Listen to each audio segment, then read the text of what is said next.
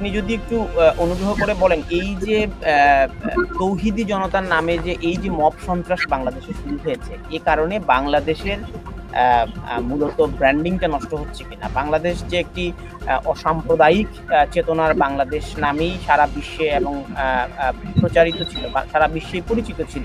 তো 5ই অগস্টের পর এসে এই ধরনের কর্মকাণ্ড, জঙ্গিদের জেলখানা থেকে বের করে দেওয়া এবং পত্রিকা অফিসে গিয়ে গরু জবাই করা এবং হিজবুত তাহরীর নিষিদ্ধ ঘোষিত সংগঠন, সারা পৃথিবীব্যাপী যেই সংগঠনটি নিষিদ্ধ, সেই সংগঠন রাজপথে মিছিল করা এবং কালো পতাকার যে ইসলামী খেলাফত কায়েমের যে নিশান, এই নিশান উড়ানো, তো এগুলো তো এই সরকারের আমলেই হচ্ছে। তো দায় কি সরকারের নয়? বাংলাদেশকে যে জঙ্গি তকমা দিচ্ছে বা সংখ্যালঘু নির্যাতনের তকমা দিচ্ছে, এটা আমি মনে করি এটা সম্পূর্ণ একটা ভারতীয় মিডিয়াগুলোর প্রপাগান্ডা ছাড়া আর কিছুই নেই। জেলখানা থেকে বের করার জন্য যে তৌহিদি জনতা শাহবাগ থানায় চলে গেল এবং যিনি জৌর হয়রানির অভিযোগে অভিযুক্ত হয়ে জেলখানায় গেলেন, তাকে মাথায় গেরুয়া পাগড়ি দিয়ে আর বুকের মধ্যে কোরআন শরীফ দিয়ে বের করে নিয়ে আসা হলো।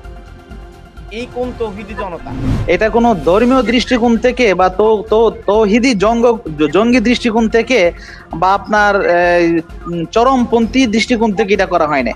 এটা তাদের প্রত্যেকের কর্মীদেরকে বের করে নিয়ে আসছে, সেই জন্য এটা আপনার জঙ্গি রাষ্ট্র হয়ে গেছে। উনি তো কর্মী ছিলেন না, উনি তো এর আগে মাথায় পাগড়ি পরতেন না, উনি তো জেলখানায় কোরআন শরীফ নিয়ে ঢোকেন নাই, হয়রানি করার জন্য জেলে গেছেন। কোরআন কি বলেছে যে রাস্তাঘাটে নারীদেরকে দেখলে না না না না, তো তাহলে অবশ্যই না। যারা শুনেন, এই রমজানে কোনো প্রকার ফি ছাড়াই আপনার প্রিয়জনকে টাকা পাঠান সোনালী পের মাধ্যমে। টাকা যাবে দেশে সোনালী পের সাথে। আপনি যদি একটু অনুগ্রহ করে বলেন, এই যে তৌহিদি জনতার নামে যে এই যে মব সন্ত্রাস বাংলাদেশে শুরু হয়েছে, এ কারণে বাংলাদেশের মূলত ব্র্যান্ডিংটা নষ্ট হচ্ছে কিনা? বাংলাদেশ যে একটি অসাম্প্রদায়িক চেতনার বাংলাদেশ নামেই সারা বিশ্বে এবং প্রচারিত ছিল, সারা বিশ্বে পরিচিত ছিল। তো 5ই অগস্টের পর এসে এই ধরনের কর্মকাণ্ড, জঙ্গিদের জেলখানা থেকে বের করে দেওয়া এবং পত্রিকা অফিসে গিয়ে গরু জবাই করা এবং হিজবুত তাহরীর নিষিদ্ধ ঘোষিত সংগঠন, সারা পৃথিবীব্যাপী যেই সংগঠনটি নিষিদ্ধ, সেই সংগঠন রাজপথে মিছিল করা এবং কালো পতাকার যে ইসলামী খেলাফত কায়েমের যে নিশান, এই নিশান উড়ানো, তো এগুলো তো এই সরকারের আমলেই হচ্ছে। তো দায় কি সরকারের নয়? শুধু হিজবুত তাহরীর এটা আন্তর্জাতিক নিষিদ্ধ সংগঠন, এটা শুধু এই সরকার আমলেই তারা মিছিল মিটিং করেছে তা না, এটা অন্য সরকার আমলে শুধু বাংলাদেশ নয় বিভিন্ন জায়গায় করেছে। এটা নিষিদ্ধ সংগঠন। প্রকৃত মানে বাংলাদেশকে যে জঙ্গি তকমা দিচ্ছে বা সংখ্যালঘু নির্যাতনের তকমা দিচ্ছে, এটা আমি মনে করি এটা সম্পূর্ণ একটা ভারতীয় মিডিয়াগুলোর প্রপাগান্ডা ছাড়া আর কিছুই নেই। বাংলাদেশ ধর্ম বর্ণ জাতি নির্বিশেষে একটা সাম্প্রদায়িক সম্প্রীতির দেশ। এদেশে যারা আমাদেরকে তকমা দিচ্ছে এবং বলা হচ্ছে আমাদের মার্কিন গোয়েন্দা প্রধান যে খেলাফতে ইসলামী খেলাফত, তারা সংখ্যালঘুদের উপরে নির্যাতন, নিপীড়ন এবং হত্যা করা হচ্ছে। আমি আপনাদেরকে পরিষ্কার একটা কথা বলতেছি, মানে প্রথমত কথা হচ্ছে আমরা যারা ইসলামী খেলাফতের স্বপ্ন দেখি বা ইসলামী শাসন ব্যবস্থার স্বপ্ন দেখি, এটা কোনো সন্ত্রাসী কায়দা নয়। ইসলামের মধ্যে ইসলামে দুইটি জিনিসে শুধু মানুষকে হত্যা করা যায়। একটা হচ্ছে একটি বৈধ সরকারের বিচার বিভাগের রায়ের মাধ্যমে, আরেকটা হচ্ছে যুদ্ধকালীন সময় সশস্ত্র প্রতিপক্ষ। একটি বৈধ সরকারের বিচার বিভাগের রায় ছাড়া এবং যুদ্ধকালীন সময় সশস্ত্র প্রতিপক্ষ ছাড়া কাউকে হত্যা করার বিধান ইসলামে দেয় নাই। ইসলামের সন্ত্রাসী এবং সহিংসতার কোনো বিধান নেই। এখন এই ধরনের যারা করতেছে এদের বিরুদ্ধে সরকার জিরো টলারেন্স ঘোষণা করেছে। আমরাও কিন্তু এই ধরনের কর্মকাণ্ডের বিরুদ্ধে আমরা কথা বলতেছি মাঠে ময়দানে। কিন্তু এটা কিন্তু ওই হিজবুত তাহরীর নিষিদ্ধ সংগঠন তারা হঠাৎ করে একটা মিছিল করছে, সরকার কঠোর হস্তে দমন করেছে। এটাকে কেন্দ্র করে বাংলাদেশ জঙ্গি রাষ্ট্র, বাংলাদেশ তালেবান রাষ্ট্র, বাংলাদেশের মধ্যে সংখ্যালঘুদের উপর নির্যাতন হচ্ছে, এটা একটা বিভ্রান্তকর তথ্য। সেজন্য আজকে আমি আপনাকে পরিষ্কার বলছি, অপরাধে যেই যুবককে শাহবাগ থানায় গ্রেফতার করা হলো, তো সেখানে তাকে মানে জেলখানা থেকে বের করার জন্য যে তৌহিদি জনতা শাহবাগ থানায় চলে গেল এবং যিনি জৌর হয়নারের অভিযোগে অভিযুক্ত হয়ে জেলখানায় গেলেন তাকে মাথায় গেরুয়া পাগড়ি দিয়ে আর বুকের মধ্যে কোরআন শরীফ দিয়ে বের করে নিয়ে আসা হলো, এই কোন তৌহিদি জনতা? এটা আসলে বাংলাদেশ মুসলিম কান্ট্রি দেশ, এখানে মুসলমানরা রাজনীতি করে, হিন্দুরা সেখানে হিন্দুরা বেশিরভাগ রাজনীতি করে। এটা কোনো ধর্মীয় দৃষ্টিকোণ থেকে বা তৌহিদি জঙ্গি দৃষ্টিকোণ থেকে বা আপনার চরমপন্থী দৃষ্টিকোণ থেকে এটা করা হয় না। এটা তাদের প্রত্যেকের কর্মীদেরকে বের করে নিয়ে আসছে, সেই জন্য এটা আপনার জঙ্গি রাষ্ট্র হয়ে গেছে। উনি তো কর্মী ছিলেন না, উনি তো এর আগে মাথায় পাগড়ি পড়তেন না, উনি তো জেলখানায় কোরআন শরীফ নিয়ে ঢোকেন নাই। এখানে মুসলিম হিসাবে মুসলমানদের কিতাব, না এটা আপনি ওই দৃষ্টিকোণ থেকে দেখবেন। একটা মুসলমান তার আসমানি কিতাব কোরআন সে পড়তেই পারে, সে হয়তো এখন কোরআন পড়ে নাই, এখন সে কোরআনকে লালন করবে। আমরা তো বলি যে কোরআনের মধ্যে তো দেখেন যে এই যে কোরআনের কথা আপনি বললেন, কোরআনের কোন জায়গায় অন্যায় ভাবে কোনো মানুষকে হত্যা করার স্বীকৃতি দেয় না। একটা কোরআন শরীফের একটা আয়াত আপনি দেখাইতে পারবেন না। বরং কোরআনে কারীমের মধ্যে এটা বলা হয়েছে যেভাবে সন্ত্রাস করা, এইভাবে লা তুফসিদু ফিল আরদ, এই পৃথিবীর মধ্যে তোমরা বিপর্যয় সৃষ্টি করবে না। ইন্নাল্লাহা লা ইউহিব্বুল মুফসিদিন, আল্লাহ বিপর্যয়কারীকে পছন্দ করে না। যে কোরআন ধরে যে নিয়ে আসছে তে তো এটা ভালো, কোরআন তো বিপর্যয়কারীকে মানে প্রশ্রয় দেয় নাই, স্বীকৃতি দেয় নাই, সন্ত্রাসবাদকে স্বীকৃতি দেয় নাই, নাশকতাকে স্বীকৃতি দেয় নাই, অতর্কিত হামলাকে ইসলাম কোরআন স্বীকৃতি দেয় নাই, আত্মঘাতী হামলাকে ইসলাম কোরআন স্বীকৃতি দেয় নাই, তারপরে সন্ত্রাস করে রাষ্ট্রীয় ক্ষমতা দখল করা ইসলাম স্বীকৃতি দেয় নাই। কোরআন যে এই জিনিসগুলোকে স্বীকৃতি দেয় না এটি নিয়ে কিন্তু কেউ বিতর্ক তুলছে না। না আপনি তো বলেছেন কোরআন ধারণ করছে বলে সে জঙ্গি হয়ে গেছে।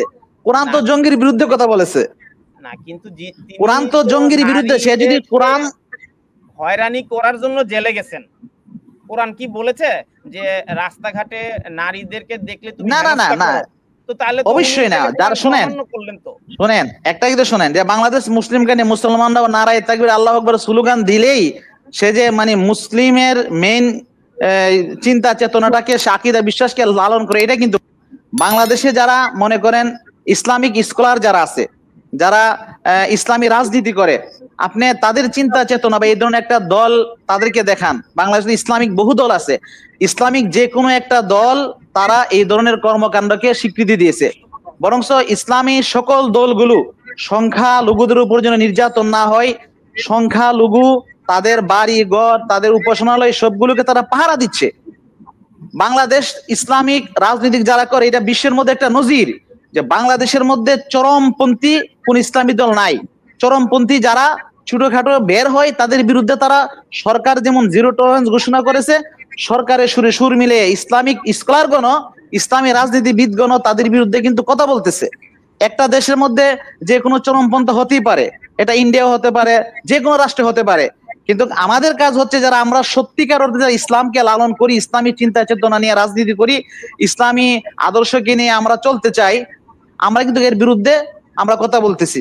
সেই জন্য আমি আপনাকে বলি, আপনি সহকারে এবং ভারতের গোয়েন্দা প্রধান যিনি বাংলাদেশের বিষয়ে কথা বলেছেন, আমাদের তুলসী গ্যাবার্ট সহকারে ভারতের রাজনীতিবিদ, সাংবাদিক, মার্কিন সাংবাদিক, রাজনীতিবিদ, তাদেরকে আমি উদারতা আহ্বান জানাবো, আমার সরকার আহ্বান জানাচ্ছে যে আপনারা বাংলাদেশের বিভিন্ন শহর বিভিন্ন অঞ্চল আপনারা আসেন, আপনারা স্বাচ্ছন্দ্যভাবে ঘুরে দেখেন বাংলাদেশের খেলাফত কায়েমের স্লোগানের মাধ্যমে কোনো একটা মানে সংখ্যালঘুর উপরে আক্রমণ, নির্যাতন বা হত্যা হয়েছে কিনা এটা তারা ইনশাল্লাহ তারা এটা মিডিয়ার প্রপাগান্ডা ছাড়া কিছুই নেই। বিশেষ করে ভারতের মিডিয়াগুলো এটা প্রপাগান্ডা চালাচ্ছে।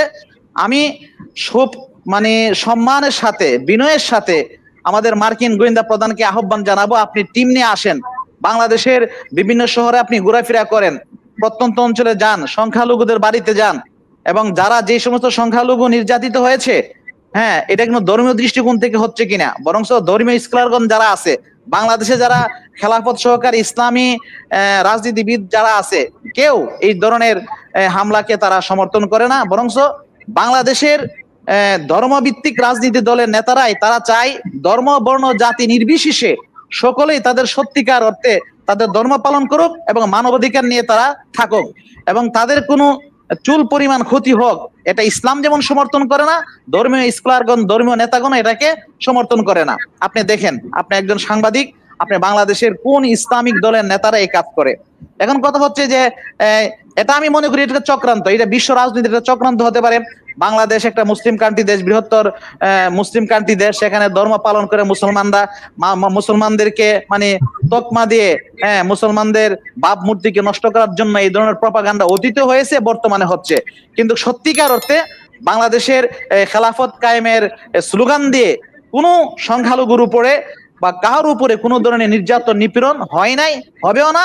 যারা হওয়ার চেষ্টা করে চক্রান্তের মাধ্যমে হোক, যেভাবেই হোক, ষড়যন্ত্রের মাধ্যমে হোক, তাদের বিরুদ্ধে ইসলামী স্কলারগণ এবং ইসলামী রাজনীতিগণ এবং যারা সত্যিকার অর্থে ধর্মকর্ম আমরা পালন করি, আমরা এটা কখনো সমর্থন দিই না। আমাদের পরিষ্কার ঘোষণা যে সন্ত্রাসী কায়দায়, নাশকতা কায়দায় বোমা মেরে ইসলাম প্রতিষ্ঠা করা, এটা ইসলামের সুস্পষ্ট নীতির মধ্যে নেই। দেখেন আল্লাহ পাক রব্বুল আলামিন সূরা নূরের 55 নম্বর আয়াতে বলেছেন, ওয়াদাল্লাহুল্লাযীনা আমানু মিনকুম ওয়া আমিলুস সালিহাত, যে তোমরা দুটি গুণ নিয়ে তোমরা মানুষের কাছে যাবে। একটি হচ্ছে আল্লাহর উপর পূর্ণ আস্থা বিশ্বাস, আর একটা হচ্ছে সৎকর্মশীলতা। সৎকর্মশীলতা দেখেন, ইসলামী খেলাফতের নামে আরব বিশ্বে যে ইসলাম, রাসূল সাল্লাল্লাহু আলাইহি ওয়াসাল্লাম যে ইসলাম কায়েম করেছেন, একমাত্র কি দিয়ে? নৈতিকতা দিয়ে। তাদের মধ্যে নৈতিকতা ছিল না, সব ছিল। তারা বস্তুগত দিক দিয়ে অনেক শক্তিশালী ছিল, কিন্তু নৈতিকতা ছিল না। রাসূল সাল্লাল্লাহু আলাইহি ওয়াসাল্লাম সাহাবায়ে কেরামের আমলে তরবারি দিয়ে ইসলামী খেলাফত কায়েম করছে, এই নজির নেই। আমি এটাই আপনাকে বুঝাচ্ছি যে এখানে ইসলামী খেলাফতের কথা আসছে, ইসলামী রাষ্ট্রের কথা আসছে। ইসলামী খেলাফত, ইসলামী রাষ্ট্র সংখ্যালঘুদেরকে ইসলামের আদর্শ দিয়ে, তাদের নীতি নৈতিকতা দিয়ে, তাদের ভালোবাসা নিয়ে আমরা ইনশাল্লাহ আগাইতে চাই। ইসলামী রাষ্ট্র যদি কায়েম হয়ে যায়, শুনে শেষ কথা, ইসলামী রাষ্ট্র যদি কায়েম হয়ে যায়, আমাদের আওয়ামী লীগ সরকার আমলে, বিএনপি সরকার আমলে যেভাবে সংখ্যালঘুরা নিরাপদে ছিল, এর চেয়ে বেশি তারা নিরাপদে থাকবে। কারণ ইসলামের একটা থিওরি হচ্ছে, নীতি হচ্ছে, দিমাউহুম কা দিমাইকুম ওয়া আমওয়ালুহুম কা আমওয়ালিকুম। মানে মুসলিম রাষ্ট্রের প্রধানের দায়িত্ব হচ্ছে মুসলমানদেরকে যেভাবে তাদের জান মাল ইজ্জত আবরু নিরাপত্তা দিবে, অমুসলমানদের জান মাল ইজ্জত আবরু নিরাপত্তা দিতে হবে। মুসলমানদের উপাসনালয়কে হামলা করা যেভাবে যাবে না, হিন্দুদের উপাসনালয়কে হামলা করা যাবে না। এটা হচ্ছে ইসলামিক নীতি, এবং সেই নীতি ধারণ করে আমরা চলছি। কিন্তু এই যে জঙ্গিবাদ এবং চরমপন্থা, এগুলো হচ্ছে কিছু একটা আন্তর্জাতিক একটা চক্র ইসলামকে বদনাম করার জন্য, ইসলামের উপর কালিমা লেপন করার জন্য এই ধরনের প্রপাগান্ডা চালিয়ে যাচ্ছে।